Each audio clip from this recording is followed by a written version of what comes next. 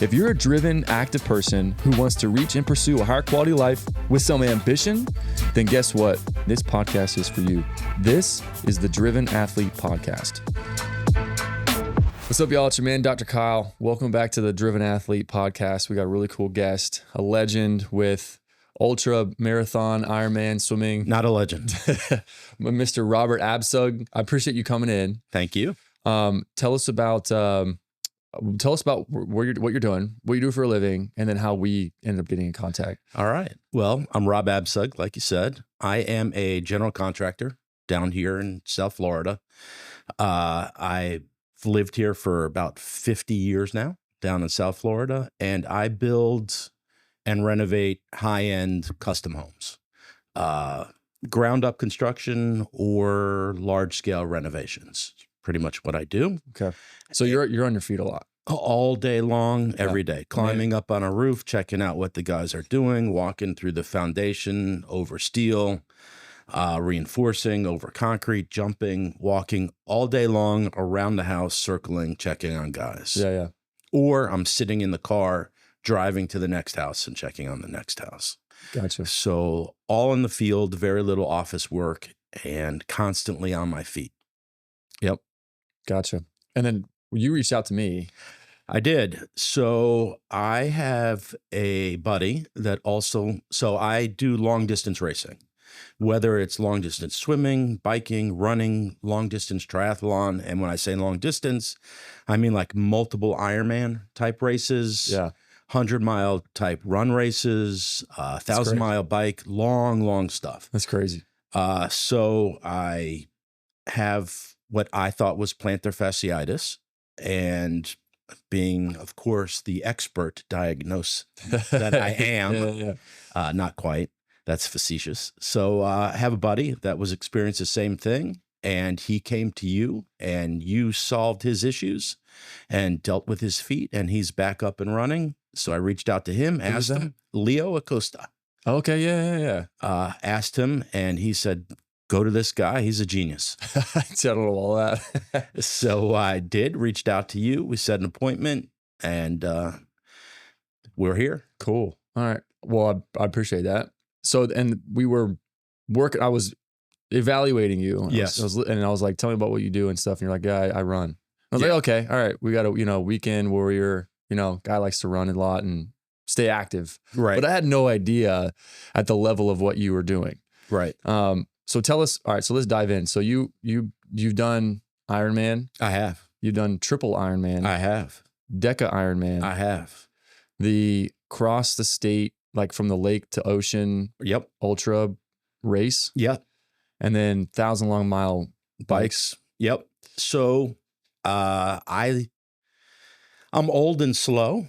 So I am no longer fast where I can beat the fast guys, the young guys. So as I got older, I had to go longer. I still don't win anymore, but this is where I'm at. So you using your experience to your advantage. Correct. Versus sprints. Yeah. I'm just too slow. Can't beat the fast guys anymore. But I mean, just finishing it is insane. All right. Well, tell us, let's back up a little bit because we'll get into those details. So you were a swimmer in college. I did. So I grew up swimming competitively. Started when I was 4 years old. Okay. A swim team and racing. My brother also.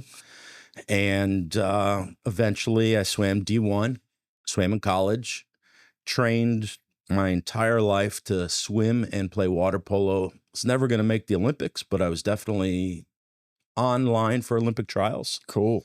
NCAA kind of stuff. World class kind of ranked. And I got hurt my freshman year of college, and I hurt my shoulders, and that was the end of my swimming career on that level. Yeah. So I took some years off, lost in life for a little while there. Imagine that you spend your entire youth growing up with one goal, one life, and that was what we did. We swam before practice. Before school, went to school, swam in the afternoon after school, lifted weights, went to swimming again, went to water polo practice after that. That was it. That was life. That was my life. And with one goal. And that was to be best in the world, at least up there with the best in the world. I was never going to be the best. I wasn't that good. Yeah. But it was. Well, I mean, and then you made it. You got a D1 opportunity. Had full ride, and then got hurt. And unfortunately, that was that. So I took some years off, wound up like most guys at 30 years old, had kids, was fat, was heavy, looked in the mirror one day and said, "What the heck are you doing? You're disgusting." Disgusting's not the right word, but in my head, that's what I was. For your own expectations. From where I was in my life. Athlete. Exactly. Yeah. From where I was in my life, there I am. And said, I got to do something. So it's interesting you say that, like, because I've myself included, and then also people I've talked with, where it's like, was a previous competitive individual, played sports, college athlete, that's over. Yeah. Identity crisis happens. Yeah. As in, like, I don't know who I am. Like, I'm missing, like, well, I don't know what to do. You know, I couldn't even imagine for like pros, like plays, multiple years. Exactly. They just can't give it up. You know what I mean? Or just can't let go in some fashion. Anyway, I get it. And I'm like, and there's a professional I was talking with, a mental health professional, and they're saying the same thing. They're like, there's like an identity crisis. They don't know like who they are, what to do, what's the next step, where do they get the same drive or feel that they're looking for. It's very true. It's more than just a lifestyle. It's who you are in your head. That competition, that need to go extreme, whether it's extreme long distance racing or whatever that may be. It's not that I need to work out every day just to feel good. It's in my head. I have to have that drive to be, it's not even the drive to be the best, but I have to have that competitive feeling, that pushing myself to the limit. And whether it's skydiving or I went rock climbing and ice climbing, whatever it is, I need that push every day, or otherwise I don't feel me. Yeah. And it's tough. And that leads to then like just a trajectory in the not best direction. Oh yeah. And then when you were 30, you woke up and you're like, what am I doing? What am I doing? Yeah. I mean, I looked in the mirror and I'm like, oh, who is that guy that's looking at me? Yeah.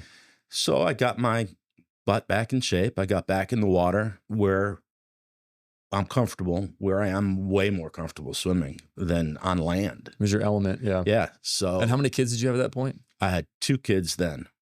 Yeah. Okay. So, Yeah. And they were 9 and 4. So you had 9 kids. and 5. You had a kid young. Oh, I did. I was really young. That's tough. That's tough. Yeah.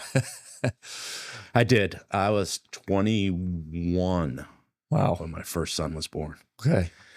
So, got back in the pool, swam for maybe 3 or 4 months. And I was like, all right, shoulders feel good. They're not hurting me. Knees feel good. Everything feels okay. Let's do a race. So I was at swimming on the ocean one day, and these guys were talking about this Tampa Bay swim race. I said, Tampa Bay? What's up with that? Yeah. So it's a 26-mile swim race. I said, I could do that. No problem. Okay. So I call up my brother, who has always been my partner in crime, my best friend, also swam D1 and played water polo, played at Georgia Tech. So you guys trained together? Oh, yeah, all growing up. He's 2 years younger than me. Okay. So we've always my best friend, always my swimming companion, adventurer, up for anything. Same personality, he's me. Yeah. Cool. So, hey, Stu, what do you think about a swim? He also hadn't been swimming. And he's like, sure. I'm in. Yeah. I'm in. Yeah. So we both swam Tampa Bay swim race. Okay. And we both did it. He beat me, of course. It's very funny. Growing up, I always beat my brother. Didn't matter what it was. It could be baseball, swimming, soccer, football. It doesn't matter. Water polo. Sure enough, this is the first race he ever beat me. And he's beat me ever since. Interesting. So that was the first one he ever beat you. Yeah. Wow. Yeah. So we did the Tampa Bay swim race. And how long did you guys train leading up to it? 4 months. Okay. Maybe. So the mirror episode, we were like, what am I doing? Was right about my birthday in October. And I guess it was 6 months because the swim is Earth Day. in April. Oh, okay. Gotcha. So 6 months later, we swam it. Cool. It was awesome. Okay. Yeah, how'd you feel after that? A mess. The shoulders were a mess. It was tough. It was a hard swim. But we did it. It was hilarious. So you have to have a kayaker with you that's your support. To follow, yeah. So in long distance swimming, you can't touch the bottom. You can't have forward progress by anything. You have to have your own aid that's with you. This is a 12-hour swim. Well, it's a 10-hour swim. So we had kayak with us, and both of our kayaks sank in the middle of the race. We had no idea what we were doing. We had towels and coolers full of beer for the guys that were kayaking, and water and Gatorade for us. I had an extra bathing suit packed. I mean, what the heck am I going to need an extra bathing suit for? We didn't know. And we were so packed down, and it was a rough day, and it was a real chop in the Tampa Bay, and both of our kayaks sank. Oh my gosh. It was hilarious. So Coast Guard came, because they have a Coast Guard patrolling around, checking on the race. This is back before you had to have a power boat. Now you have to have some sort of real power boat with you. Back then you didn't. This was old school. This is Wild West. Yeah.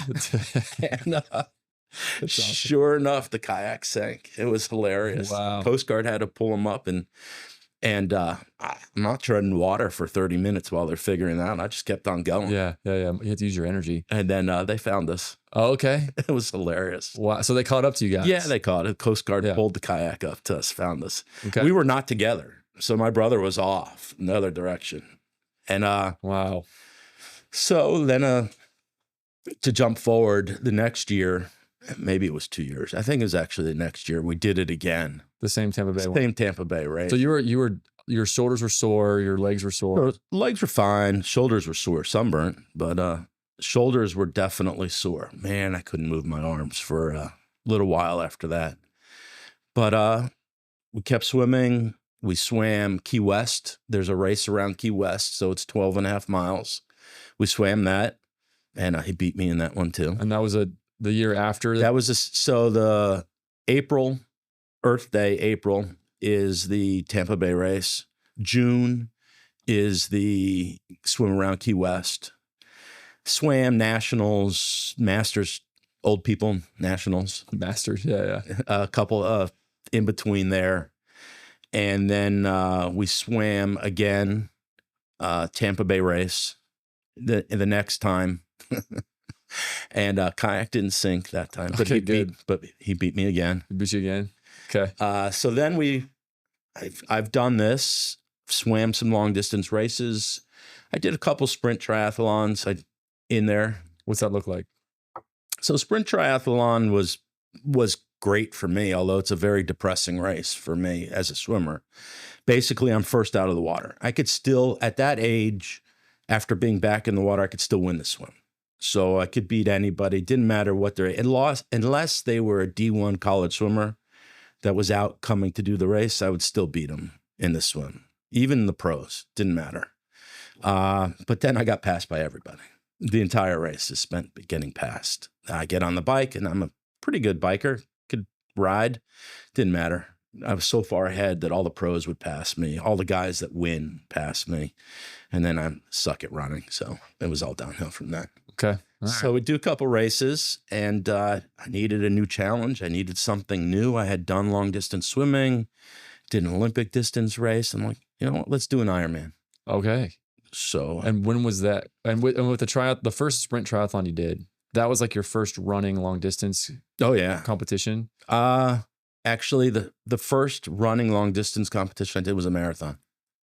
In between that? So I did a marathon, and I was like, all right. It was Palm Beach Marathon, actually the first one I ever ran. Okay. Down here. Growing up when I was a kid down here, they used to have a fundraiser, the March of Dimes marathon walks, and I would walk it with my parents. We did the Orange Bowl Marathon March of Dimes walk. Okay. Whatever. I was a little kid. So first run race I ever did was a Palm Beach Marathon. And how old were you at that point? I was maybe 35 or so. 33, 32, So 33. You're 3 years into the long distance. Yeah, Yep. getting back into stuff. How did you feel? How long did you train for that marathon? That first marathon? Oh, I don't know, a few weeks, maybe. And you just were like, I'm doing it. Yeah, just did the marathon. Okay. How did your feet and your legs feel after that? Fine. I mean, I was sore. Yeah. So it's I find training for, all right, winning is different than just competing, or just completing. Yeah. Yeah. It's tough to win. It's tough to go fast. It's tough to be in the top. Just completing the race isn't hard. Mentally, it's tough. Physically, it's not that hard. Any race I find, it's the recovery afterwards that's tough. If you're out of shape, the recovery, the injury, all that stuff comes from doing the races which you shouldn't be doing. Gotcha. But as far as finishing the races, not that tough. Okay. Like an Ironman, as an example. I think if you're a swimmer and you can swim the distance, forget it. You don't have to be a swimmer. But if you can make it through the swim, completing an Ironman isn't that hard in the time allowed. Physically. Mentally, it's tough because you 7 hours of walking, 7 hours of sitting on a bicycle, and you just got to make the swim. Gotcha. All right. So I want to get into the Ironman for sure. Okay. All right, so that was your first marathon. You were 33, 3 years in, you were getting back into shape. And then you were like, all right, I need something else. Let's combine this. Let's do this. Let's do an Ironman. So again, call up my bro. How did you hear about the Ironman? There's a relatively local race in Claremont that they just stopped doing it, called the Great Floridian. Great race. Highly recommended. They don't have the distance anymore, but he still puts on races. Great race in Claremont. Tough course, up hills in Central Florida. Our hills, anyway. Yeah. So it was hard. Came out of the water, crushed it, crushed the bike, did a good job on the bike, and then did the run. And my feet were a mess after the run. Oh man, did my feet hurt. So call up my brother before the race, my partner again. Hey, Stu, what do you think? He said, sure. So he had a bike. I did not at the time. And we both signed up for it. 2 weeks before the race, my brother crashes, gets hit by a car, breaks his collarbone, and couldn't do the race. Wow. So I did it, and I did okay. And it was fun. So I did the race, borrowed a bike to do the race. Bought a pair of bike shoes like 3 days before the race. Okay. Feet really hurt. Okay. Yeah. Get done with the race. My now wife came to watch the race. She was really good friends with my brother, so she came to watch both of us do the race. They went out to dinner after the race, and I couldn't walk to the bathroom. My feet were such a mess. I had to crawl on my knees to go to the bathroom in the middle of the night. I think you told me the story. Yeah. Yeah. So what was the running distance for that? 26.2. So it was an Ironman just in Claremont. Full Ironman in Claremont. Just not Ironman brand. Got it. But full Ironman distance race. And clarify for everybody that's not familiar, it's a 3.5 mile swim. 2.4 swim. 2.4 mile swim. 112 mile bike. 112 mile bike. 26.2 run. And then a marathon after that. Yep. Back to back to back. Back to back to back. That's insane. Because I know like running a marathon, like running 26.2 miles, I mean, that takes, how long would that take? Like, so most people, if they go run the marathon, anywhere between 4.5 and 5.5 hours. 4.5 and 5.5 hours. Yeah. After you do a 112 mile bike and a 2.4 mile swim. Yeah. And those are the slow guys. The fast guys are still running 240, 245. Oh my gosh. They're so fast. That's nuts. They're amazing. And that is not me. So you did the Ironman. So I do the Ironman. And then I was like, all right, well, I did an Ironman. I got to do something else. So I signed up for a 50-mile run race. Where was that one? That is Brooksville, Rails to Trails. Needed something next, had already done it. Did the 50-mile run race. No real training I didn't know how to train for anything like that. But I did it. It was about 13 hours, something like that. Wow. Took me. Slow. Super slow. These guys are so fast. They're like 6 hours, 7 hours. Oh my gosh. They're amazing. Not me. Yeah. But I did it. And feet were okay. Really? Interesting. Yeah, wasn't that bad. I mean, Okay. they hurt, but not Were terrible. you training purposefully for that one after the marathon the No. first Ironman you did? No. Okay. I would do some 6-mile runs, 7-mile runs, but not really. Okay. I didn't know what I was doing, but I was young, so it was okay. Didn't matter. When you're young, it doesn't really make a difference. Yeah. You could do anything. Just do whatever you want. Yeah. You'll recover. It'll be fine. Yeah, you'll be fine. Yeah. So I did that, and then I needed something else. I was like, all right, so I've done an Ironman, done a 50-mile bike race. What do we got next? I read about this race called the Triple Ironman. Back then, it was always held in Huntsville, Alabama. But this was one of the first years it was moved to out in Virginia. Okay. So Triple Ironman is 7.2 mile swim, 336 bike, and 78 run. Triple marathon at the end. So it's just so do you do an Ironman, another Ironman, another Ironman? It's all in a row. Nope. Swim. It's all 3 swim. So it's 7.2 complete swim, 300, you hop out of the water, jump on the bike, 336 straight bike, get off the bike in 78.6 straight run. 78.6 miles run after that. Yeah. Oh my gosh. It was awesome. So it was awesome. What's like I'm in the water, it's like you can't take breaks really because you have to tread water. But the bike, would you be able to get off the bike and take a break? So it's running clock. You could sit as long as you want. There's a time limit of 60 hours. So you have to finish it within 60 hours. But it's running clock. So if you want to take a 4-hour nap and you're fast enough to be able to do that, the guy that won did that. He was amazing. That guy, Chris Berglund was his name, lived in New York City, and all he did was train on a treadmill and a bike because he couldn't at the time, whatever reason, he didn't train outside. Wow. He went on and he ran Badwater. Badwater's a 135-mile run race through Death Valley. So this guy was amazing. Crushed me by hours and hours and hours and hours. But anyway, so back to your question is, it's running clock. If you want to sit, you can sit. If you don't want to sit, you want to try to do faster time, do faster time. Took me 58 hours and 59 minutes. 58 hours and 59 minutes. Straight. Wow. I mean, I sat for a couple times for like 10 minutes here and there, but it was pretty much straight. No racing. nap. No. Oh my gosh. No nap. That was. Were you like delirious by halfway through? And oh yeah, that was pretty cool too. On the run for sure. There was one time when I was running and I saw a semi-truck parked all the way across the road, perpendicular to the road, and I stopped because I thought I was going to walk into this semi-truck. There was no semi-truck that was there. It was all in my head. oh my God. I was like, wait a second. There's nothing there. You're like walking out with your hands up like. Yeah. Wow. I saw elephants with balloons in a tree. What? One time. I don't know where it came from, but that was my hallucination. Wow. That was a hard race. That was a tough one. So I've done other races that are long and I've gone, but the sleep deprivation and just the tiredness was tough. The swim, piece of cake.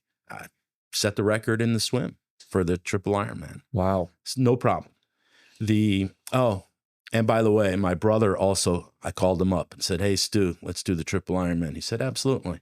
Okay. Signed up, and first lap on the bike, he crashed and broke his other collarbone. Oh, no. So he's never been on a bike since. Really? Not one time.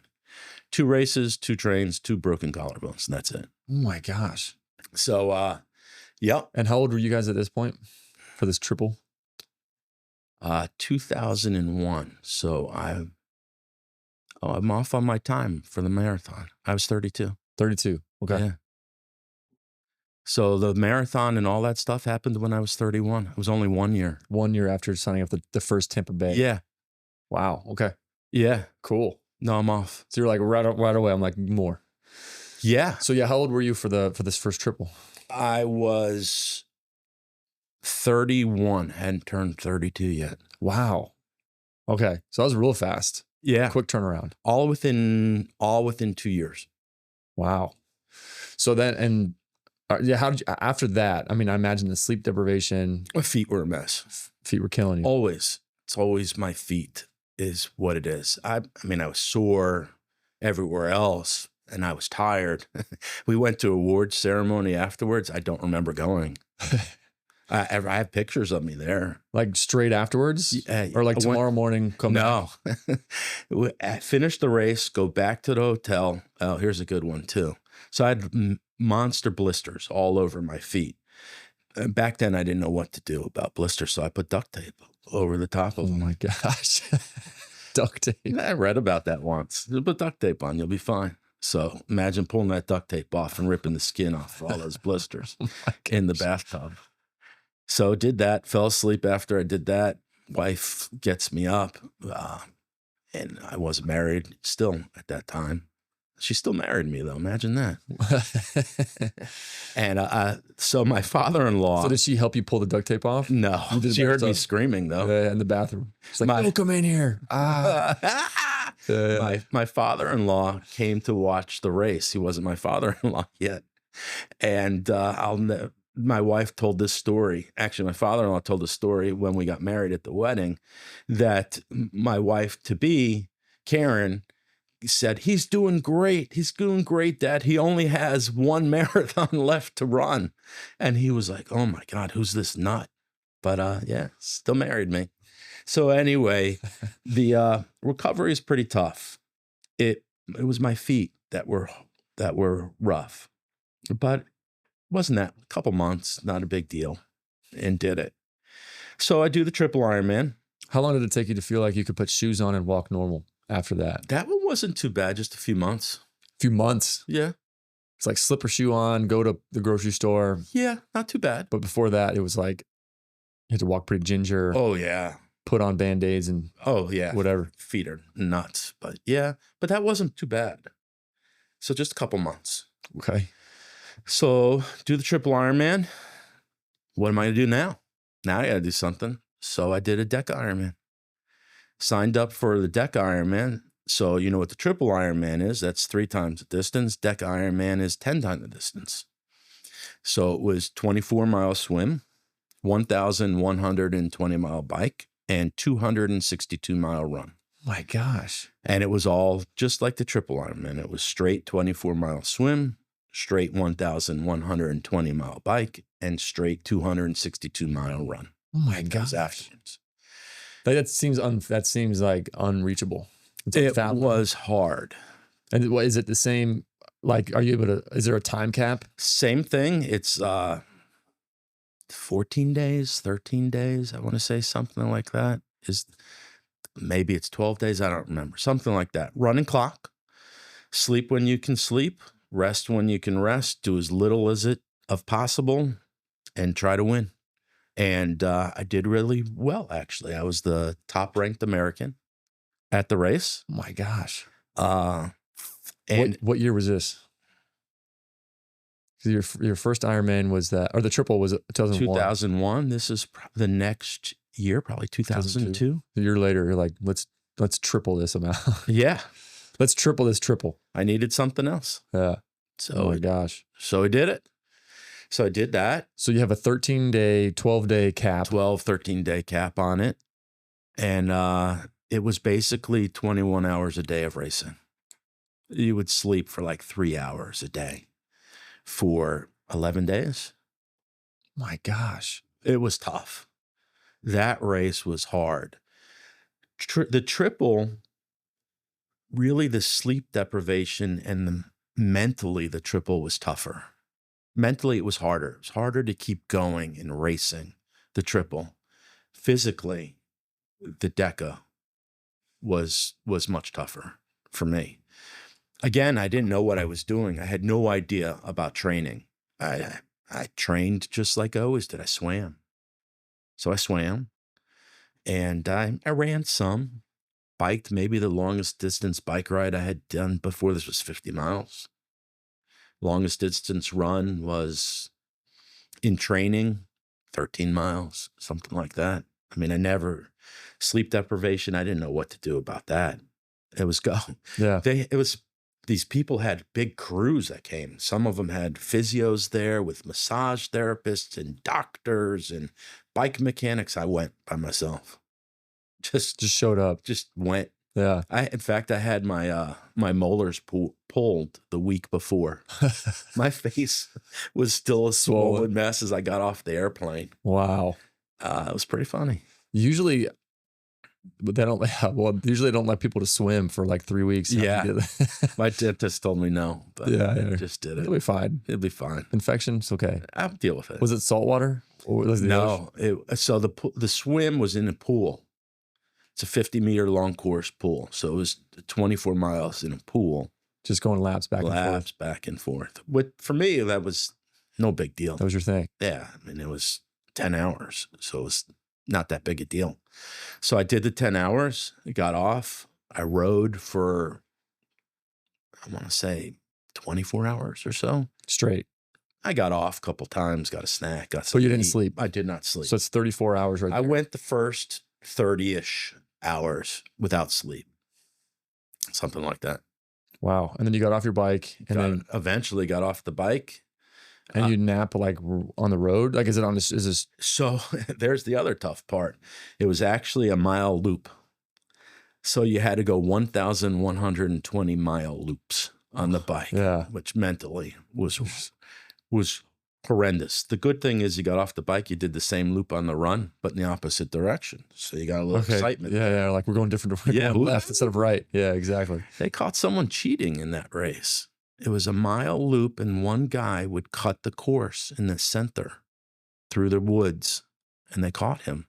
You believe that? Someone would cheat? Why would they do that? I don't know. I mean, there's no prize. Yeah. What, do you get a trophy? Yeah. You had to cheat for the trophy. Wow. Unbelievable. So now the recovery on the run. So when I knew I was tired and I needed to sit for a little while is when I would hit 40-minute miles. You know how slow 40-minute miles are walking? Think about that. Your slowest walk. You're meandering through the mall, looking at stores or whatever. Yeah. You're 25 minutes. This was 40-minute miles. Oh my gosh. It was so slow. I had my shoe. So I wear a size 10 shoe. I borrowed someone's size 12 shoe. My feet were so swollen and cut the sides so that my feet would fit in those shoes. Yeah. Wow. This is when Crocs very first came out. And someone went and bought a pair of Crocs and cut the sides so my feet would be fit in the Crocs. Oh, it was terrible. Wow. Yeah. So so you felt solid after the swim. Yep. The bike, you started going and you felt solid after the bike. Solid's not the right word, but I was okay. Solid not bad. Up to what point on the bike? Because I mean, 1,100 and 500 miles, 600 miles like into the bike. Felt okay. Last 500 miles were tough on the mentally. Mentally, the last 300 plus miles, super hard on the bike. In what way? Like mentally hard? What do you mean? Just wanted to be off the bike already.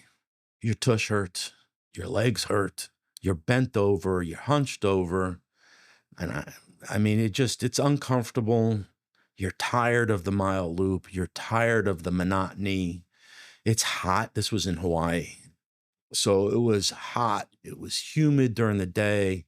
You're still going at nighttime, which actually happens to be my favorite time to ride and run. Because normally I just like the sound of the wind and no noise. And that's all you are. You don't know where you are. You kind of feel like you're in a tunnel. Yeah.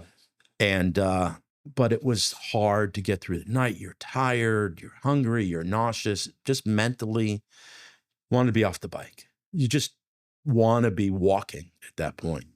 So that was really hard. How long did that 1,100 mile bike take? I'm going to say about 5 days. 5. Oh my gosh. Something just like take a nap, wake up, get back on the bike. Yeah. 10 hours of time, take a nap, or 20. 20. You do 20 hours of bike ride. You get off, you have breakfast. So my wife came the second week and my daughter, I think she was 1 at this point in time. So, yeah, she didn't even recognize me. She wanted nothing to do with me. My wife and daughter come, and this was on Oahu, the island. So she would pick up a Subway sub. This is my nutrition. Okay. She would bring me a Subway sub, And I would sit and I would have a bite of this, eat a little bit of the Subway. She came the second week of the race. And my daughter would be in the stroller and we would walk the mile loop. That was there. With them? With them. Oh, that's cool. It was really cool because you were allowed to have a crew. You were there. So you were allowed to, that was my crew. It's like my wife and stroller, daughter in the stroller. Yeah, because I'm walking 40-minute miles. So pushing the stroller is no big deal. Yeah. 40-minute mile. No, yeah. And they lasted one loop and they were out of there. Really? Yeah. They said, we're going back to Honolulu. And they would go and they'd drive back and they would leave me all day. And that was my Subway sandwich is what I ate. And then I would get back. Oh my gosh. So, I mean, I can imagine the monotony, your butt hurts, like your legs are tired. You want to get off. And that took 5 days. Oh, yeah. So 10-hour swim, 5 days of biking. 5 days of bike and then 5 days of run. And meandering walk. Yeah, I wouldn't call it a run. It was a death march. Yeah, did you walk? Did you run at all? Maybe the first 3 miles out of 10 miles in the beginning. The rest was just a death march. It was nonstop stumbling forward, walking. I can't imagine. It was tough. Mentally, there was no problem once I got off the bike. So the walking was okay mentally. Physically, it was hard. Mentally, it was no problem. No hallucinations, nothing like that. It was just physically. It was really, that was tough. And the recovery was tough. That's when my feet were really a mess. And I could imagine. This is a year. It was a full year before my feet didn't hurt anymore. Wow. So the death march, the 76, what was it? 78 mile. 262. 200. I was thinking the triple. Hey, don't cut me short. Yeah. 262. That's right. 262 mile death march. Yeah. And that took 5 days. Yeah. When you were getting up to like mile 261 and you're like, oh, I got one left. I ran. You ran it. I ran into not the whole lap, but I definitely ran the last quarter mile into the finish. Oh yeah. Taking photos. Yeah, it looked good, man. Yeah, for sure. That's oh my gosh. And then did you just collapse, like just lay down and just? So my wife was pissed. My wife was really angry at me. She did not want me to do this race. Obviously we were married and I had a 1-year-old daughter. Yeah. And my wife had been dealing with my 1-year-old daughter for 2 weeks in Oahu. And where was your son or two sons? They did not come to this race. They had school. So they were with my parents at home. And I was gone a long time. Like 2 weeks. So I was gone a week before the race, 2 weeks. And my wife said, we're going to the Four Seasons. And here's your daughter. And so I'm this mess. I've been racing for 11 days. No sleep, zombie. I could barely walk. My feet are a mess. I'm sunburnt. I'm just not good. She's like, my wife said, here's Julia. Yeah, take her. Yep. Your turn. Your turn. And you're like, sure, for sure. I got you. I love you, babes. Of course. Totally. Absolutely. I'm ready to go. Yeah. And my daughter wanted nothing to do with me because I looked a mess. I mean, my face is swollen from the sun, dehydrated. I hadn't shaved in 3 weeks and she didn't know who I was. And it was pretty funny. My gosh. So when were you able to I imagine that night you slept pretty good? After a race, it's interesting. After a race like that, even in Ironman for me, you're hot and cold at the same time. You have chills, but you're just sweating and uncomfortable. You're hungry, but you're nauseous. So you want to eat, but just nothing tastes good or feels good. Everything's just nausea. You have a headache, but your body aches and it hurts to sit down. It hurts to lie down, but your brain is wired. You're still running. So you're still completely wired, but you can't sit down and relax, but you have no energy whatsoever to walk anywhere. And so that's what's going on in your head. So no, there's no sleep. It takes a while, at least for me, to get back into it. Yeah, you completely crash for a couple hours because your body just shuts down. Your body says, all right, I'm going to relax. I'm done. And you crash. But it's not a peaceful. It's not like a REM sleep. Yeah. It's not like, it's kind of like a night of drinking. You go and you drink all night and you pass out, but it's not a good sleep. This times 10. Yeah, I bet. Oh my gosh. What the question always, I'm sure, I'm including myself, why? That's a good question. Like, hey, this is what I'm doing, honey. I want you to stay with the daughter. Kids are going to stay home. I'm going to travel a week early because I'm going to do this DECA Ironman. Yeah. It's going to take 12 days. Yeah. Absolute misery. I'm going to be sunburnt, swollen, like absolutely wrecked feet. Yeah. My body's going to be terribly sore. That's a death march. It's not a race. Like at the end, this is what I want to do. Why? I just need it. It's just a part of me. I need that challenge. And I'd already done the shorter stuff. I needed something else. And I don't know. It's who I am. It's who I am. So when I trained for that, I actually did train a little bit for this. It was running on a treadmill in the dark in my room.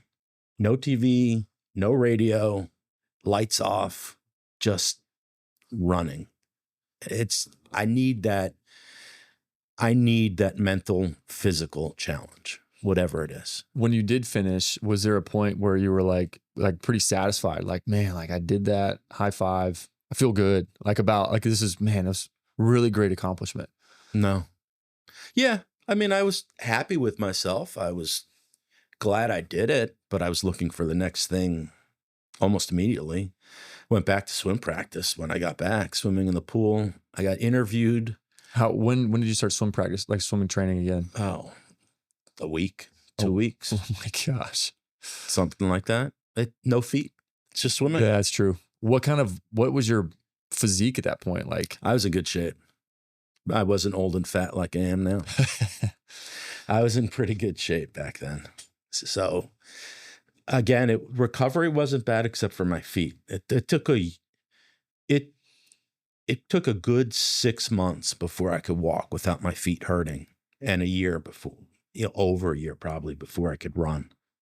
So you didn't run in between. You just swam. I just swam.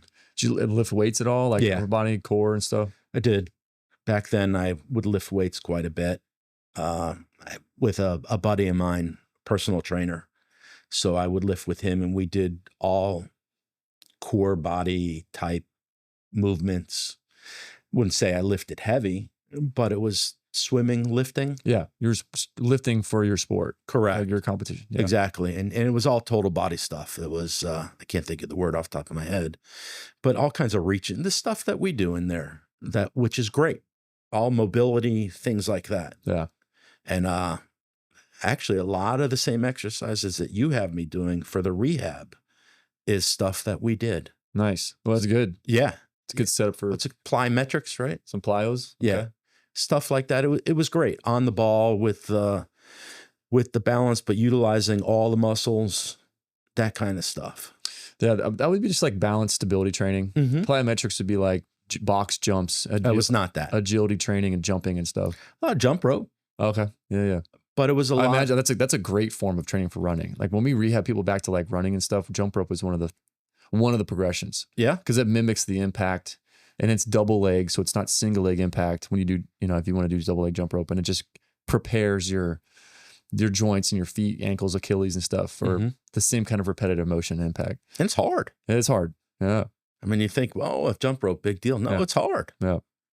So we did a lot of that. A lot of that stuff. And then the recovery is tough. But I did an interview with the Miami Sun Sentinel. I guess it wasn't Miami Herald. The Sun Sentinel back then. I'm dating myself because they really had newspapers. So yeah, with the Sun Sentinel, and they asked me the same question: why? What are you doing? What's next? So I told them I'm going to do the double DECA. A double DECA? Yeah, but I did not do it. Life got in the way. Yeah.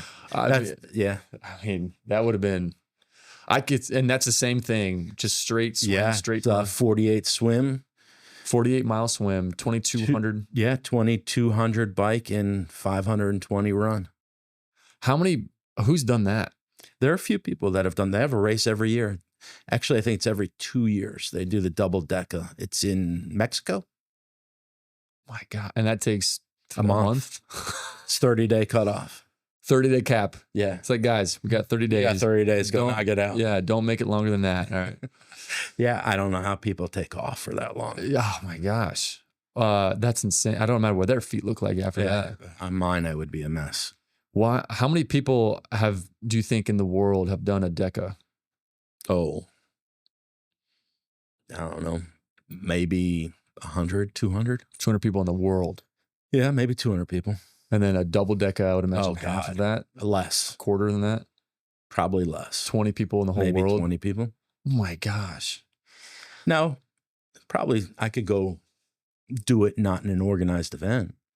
But yeah. Wow. And so, but you wanted to. Yeah. Oh, for sure. I would still love to do it. I would do it if I could take 30 days off of work and away from the family now. Yeah. Yeah. But I can't. Yeah.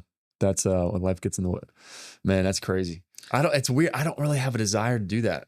That's just not like long distance training as of in the current walk of life that I'm in right now. My current vision I'm like, I just don't have a desire to do that. I can understand that. That's just me. But I like the pain. Yeah. You know, there was a guy, I think it was Eric Heiden, who I read a book. He's a speed skater. He was in the Olympics, I guess, probably 80s or so. And he would say, you have to welcome the pain like it's your old buddy. That's when you know that you've reached that point when you're that point in a race, you know, you're doing well. It's like, hey, there you are. How you doing, pal? Yeah. We meet again. Thanks for joining me. Yeah. That's what's that like mellow song? It's like, hello, darkness, my old friend. Yeah. It's like, yeah. Here we go. Hey, darkness. I like that point. I like that. Yeah. Interesting. I don't disagree with you. Like, I mean, I get enjoyment out of that too. Maybe just a satisfaction afterwards of like the challenge, you know what I mean? Because I definitely have some instances of like my personality somewhat similar, as in like, I have to like, do I have the medal? Can I do this? You know, I got to challenge myself. I have to prove to myself that I can do this. Yeah. Nobody else is even like saying, you don't have to do this. No. You're like, this is dangerous. Like, there was a time, like, as an example, I remember a similar mental situation. Like the surfing is like one of my favorite things to do, right? So I haven't surfed in like a year and a half, 2 years, because life gets in the way, you know. Yeah, we're running to practice, we're having kids, and like I'm like, I can't just like have a drop of a hat go surf. But anyway, I just finished college and I was about to go to grad school, and there was like a huge hurricane that just came, and like a refraction swell was it was huge, and it was here in Juneau. Okay. It was massive, like one of the biggest days this area's ever seen, and nobody was out, and I was like, I gotta go. I have to go. You know, awesome. I gotta paddle out, and I didn't really. I mean, I surfed growing up, but like never really like officially lessons and like know what to do and, you know, training and stuff like that. I was mediocre. You know what I mean? I could stand up and like make it happen, but like I wasn't a pro by any means. But anyway, so I was like, I have to go. Like I can't not take this opportunity, you know? But anyway, I paddled out like off of like north of Marcinski, you know? Okay. So between Juneau Beach and like the Jupiter Inlet area. Sure. And the current was so aggressive going south. So it was a north swell coming in. So the current was going south. It took me forever to paddle out. The waves were 15 feet. Like it was massive. Oh, that's awesome. Yeah. For this area that's big. Yeah. And it's aggressive. And I paddled out and I was by myself. There's nobody else out there. And I made it out because I was like in shape and I could put myself in the situation. I made it out, the paddle. And it was a hard paddle. And I was so deep that I just floated past the pier by like, oh wow, I was probably 100 yards beyond. There's like the wake buoys and beyond the Juneau pier, like beyond piers. Yep, I was past the buoy, those wake buoys. Wow, and I just floated past the pier. There are people fishing out there. These freaking massive waves are coming in, and I was more of like, if I get caught inside, like where the waves are, if I don't make it out, if a rogue set comes in, like I'm effed. Like I need to make sure I'm deep enough. So if set would come and I'd paddle out and make sure I not get caught. I was more worried about just not dying than like actually catching a wave. And when I was floating past the pier, but then I've already drifted a mile at this point. Sure. You know, because I'm like up by the inlet almost, and I drifted all the way. I mean, a couple miles. I'm just drifting, you know, I'm like, how am I going to get in now? You know, that's awesome. So I'm drifting past, and there was another guy out there on a longboard. He was Australian, and I was like, he's like, hey buddy. And I'm like, oh my God, like you're a human. Like, and I was floating. I remember even before I saw this guy, there was all these bait fish jumping around me. I'm by and I'm really deep. And I'm like, I pulled my feet up and my hands up, and I'm just like drifting at this point. And I'm like, please don't have a shark just like, you know, crush me right now. And a guy floated past, he was Australian. He's like, "G'day, mate," you know, and I'm like, this is every day for him. Yeah. He's like, good. And I'm like, I can't, like, this is insane. Nobody else was out, you know? And then I drifted past him. I think he caught a wave. I tried to catch some waves. I'm not even catching any. And I just paddled in, past Loggerhead Beach. Wow. Yeah. I drifted multiple, a couple miles, a handful of miles. Oh, that's great. And anyway, looking back, I'm like, why did I do that? Like, it was just a matter of me being like, I have to try. Yeah. Do I have the mettle to make this happen? That's great. And anyway, the challenge, you know, I did it, but I didn't even catch any waves. It's all right. You got out there. And the wind was really hard offshore too. So at the times that I did catch, I was trying to paddle for some, the spray was in my face. I couldn't even see. And I was like, I bailed. And I was like, I can't even see. I would look down this drop in and I have like a 15-foot drop. And I'm like, I can't even see. I bailed, you know, I was like, next one. I get the next one. Yeah. And then I'm like, oh shoot, now I'm too deep. And I had to paddle back out again to make sure I got caught inside. And it was just that over and over and over again with bait fish jumping around me. Some things were nipping my foot. And I was like, oh my gosh, I'm going to die. You know, that was crazy. But you lived. But I lived, you know, I made it. But anyway, that's a somewhat similar story of like, yeah, just got to challenge myself. Just got to do it. It's weird. Yeah. No, I get it. So what's next then right now? So I've been doing some long running races. You mentioned Lake to Ocean. Yeah. Is a really cool one, which I tried 2 years ago and I didn't make the time cutoff on it. So again, I am fat, old, and slow. So I could make the distances. I have a hard time making the run cutoff times that are there.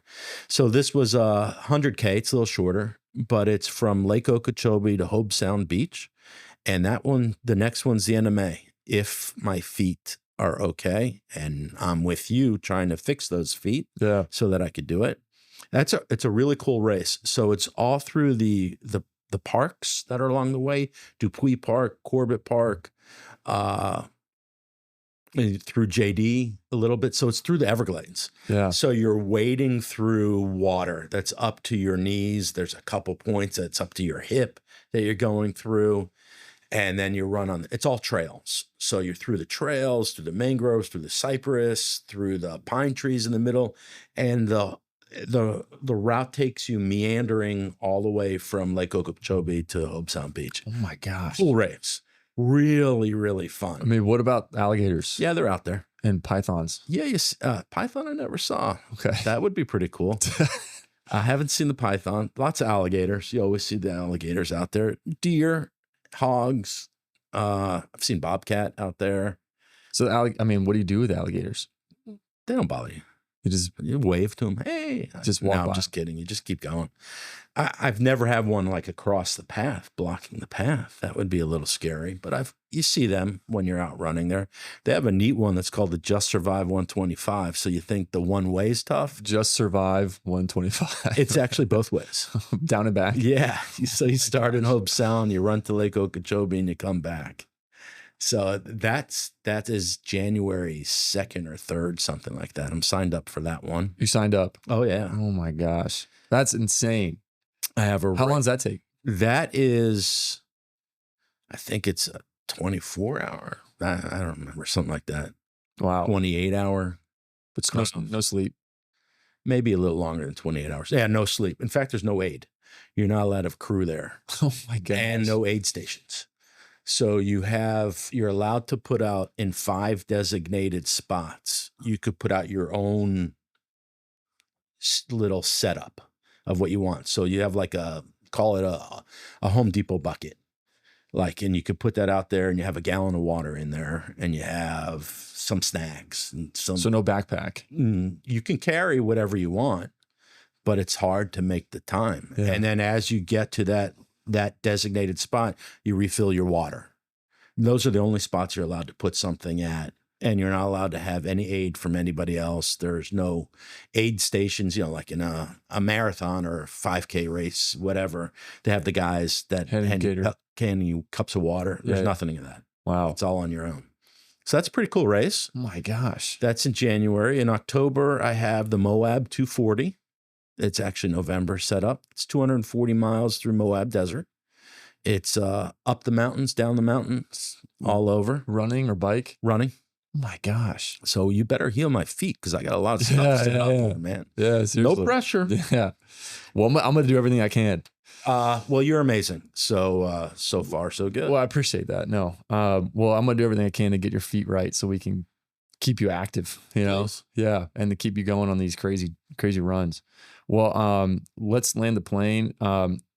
If people want to get into this, where do they start? So Ultra Sign Up is a website online. They have all the ultra distance running races. It is a fantastic community. Everybody's great. I got to tell you, it's one of the big draws to ultra distance running for me is the community. The supportive community. Everybody's fantastic. I've never had anybody not be nice. And I imagine, in order to get into that and do those things, there has to be a massive amount of humility. Yeah. You're failing constantly. Yeah. The challenge is just to finish. So it is. And everybody is great. Of course, everybody has advice. Not all of it always good, but everybody has advice and it's always from a good place. Well-intentioned, I'm sure. Yeah. And so Ultra Sign Up, it's a great local community that's out here. Just go out to Corbett Park and you'll see people running anywhere, JD and Jonathan Dickinson, anywhere that's around. And it's great. Cool. I really enjoy it. I can appreciate that. Well, I appreciate you coming in. I know you're a busy guy, business owner, family guy. I appreciate you coming out and sharing more of your story. Hopefully encouraging people to do some of these things and take some more challenge in their own life, Yeah. But thanks again. And if you have any questions, don't hesitate to reach out. We're always open to comments, questions, concerns, suggestions. And if you have any pain or like that, you can always reach out. We can at least chat on the phone and see what you have going on if we can help you. And we'll catch y'all next time.